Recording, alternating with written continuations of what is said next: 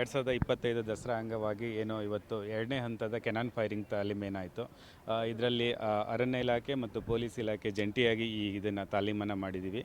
ಇದರಲ್ಲಿ ಪೊಲೀಸ್ ಇಲಾಖೆಯಿಂದ ಕುದುರೆಗಳು ಮತ್ತು ಅರಣ್ಯ ಇಲಾಖೆಯಿಂದ ಆನೆಗಳು ಎರಡೂ ಕೂಡ ಭಾಗಿಯಾಗಿದ್ದು, ಕೊನೆಯ ದಿನ ಏನು ನಮ್ಮ ದಸರಾ ದಿನ ಏನು ಕೆನಾನ್ ಫೈರಿಂಗ್ ಆಗುತ್ತೆ ಅವತ್ತು ಯಾವುದೂ ಕೂಡ ಕುದುರೆ ಆಗಲಿ ಅಥವಾ ಗಜದಳ ಆಗಲಿ ಯಾವುದೂ ಕೂಡ ಅಂಜದೇ ಇರಲಿ ಆ ಶಬ್ದಕ್ಕೆ ಅನ್ನೋ ಉದ್ದೇಶದಿಂದ ಇವತ್ತು 2ನೇ ಹಂತದ ತಾಲೀಮನ್ನು ಮಾಡಿದ್ದೀವಿ.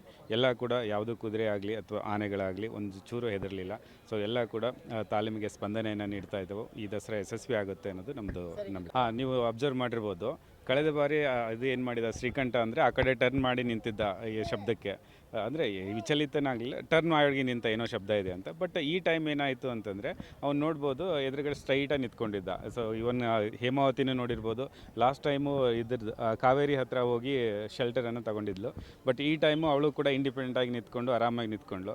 ಸೊ ಹಾಗೆ ಇದು ಮೊದಲೇ ಟೈಮ್ ಬಂದಿರುವಂಥ ಆನೆಗಳು ಕೂಡ ಸೊ 2ನೇ ಇದಕ್ಕೇ ಇದು ನಮಗೆ ಚೆನ್ನಾಗಿ ಸ್ಪಂದನೆಯನ್ನು ನೀಡ್ತಾ ಇದ್ದವು ಮತ್ತು ಅಡ್ಜಸ್ಟ್ ಆಗಿದ್ದವು ಅಂತ ಹೇಳ್ಬೋದು. ಇನ್ನೊಂದು ತಾಲೀಮಿದೆ, ಅದು ಮೋಸ್ಟ್ಲಿ 23ನೇ ತಾರೀಕಿಗೆ ಟೆಂಟೇಟಿವ್ ಆಗಿ ಫಿಕ್ಸ್ ಆಗಿದೆ.